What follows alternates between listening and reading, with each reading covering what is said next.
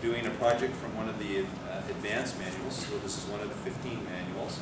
It's from the storytelling manual, and it's project number 4. There's 5 projects, so this is project number 4. The objectives of this speech are to understand the techniques available to arouse emotion, to become skilled in arousing emotions, can't read that, and telling a story. The matter timer, the time is from 6 to 8 minutes, so the green at 6, the amber at 7, and the red at 8. When I asked our speaker of her educational history, she went to Burnaby Central High School and then attended Douglas College to take child care. And I'm not sure if that was specifically separate from her grandparenting duties, but it obviously has put her in good stead. And she learns more by doing than from books. The title of her speech is I Love a Parade. Please welcome Karen Nibb.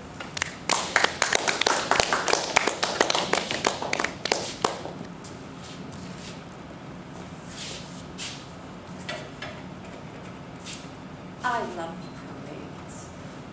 It's filled with magic, sights and sounds, from fire trucks to decorative floats to waving princesses. Toastmaster, fellow Toastmasters, and most welcome guests. Last Saturday, I went to the Cloverdale Parade.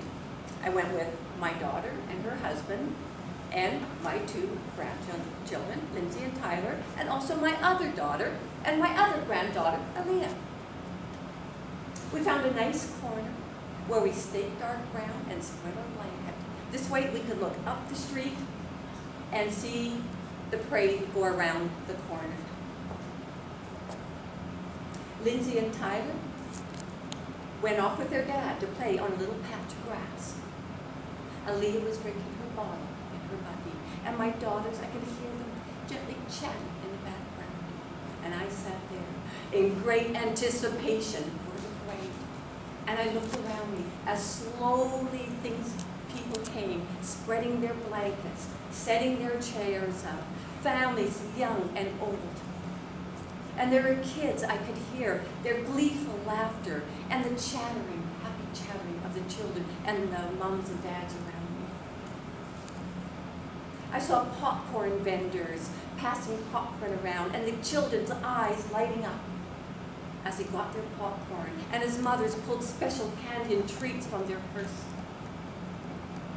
And I heard an anguished cry of a small boy as his orange balloon gently slipped from his fingers and started to sail up.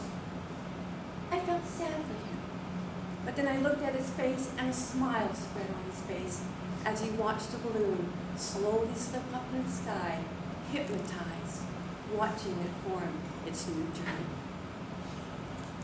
I sat there and was hearing my daughter's soft murmur in the background of them talking, and the sun's gentle ray on my face. My mind slipped back to my very first parade. And that was in downtown Aldergrove, 27 years ago. And I was not a child, but I had my daughters. They're about 3 or 4. I went with my girlfriend, and she had daughters the same age as mine. And we spread out on the sidewalk because there was lots of room, because there's only a spattering of people. And we sat there excitedly waiting, wondering when it was going to start, looking up the street, waiting. And then we heard the marching, the band, the drums pounding, and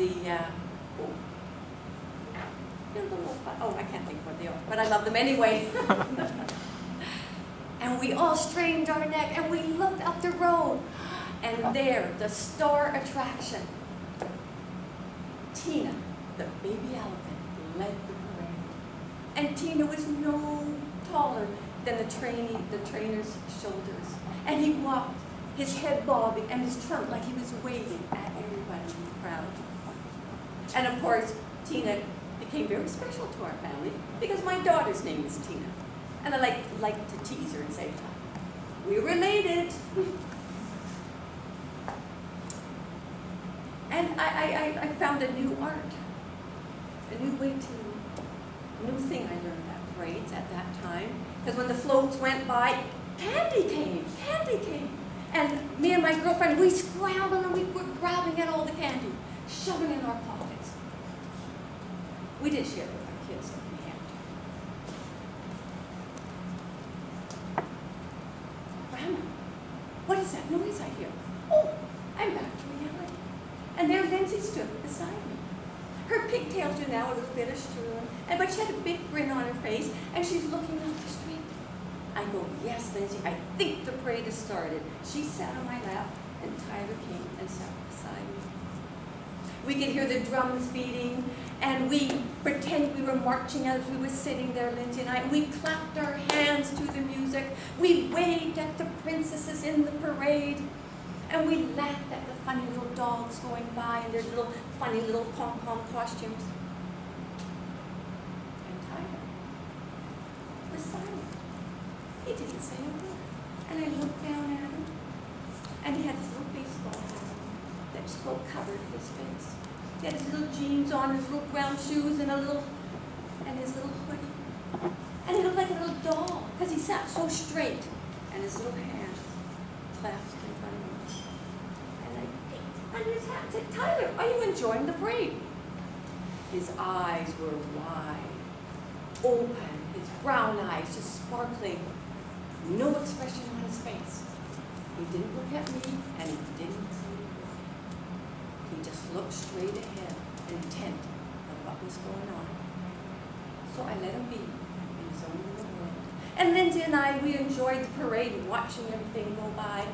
And all of a sudden, his little voice said, cars! And I looked, and the vintage cars started to come down. And I peeked down at him. Tyler, do you like the red car?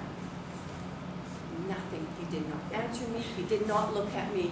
He was like in a trance, watching these cars come at him. And all of a sudden, Digger! And a young digger was coming down the road, going up and down. But he didn't say another word. He sat still and silent. So by the end of the parade, we packed up. We went back home, and as soon as he got in the door, it was cars, cars. And he ran to where his cars are, and he started to line them up on the coffee table. This was his parade. He had a great cohesion with his cars, and he loved them terribly, and I think he wanted to show them off like the men in the parade did. But it was nap time, so off to bed. And hopefully in his dreams, maybe he was dreaming of being a big man with real cars and his fire trucks.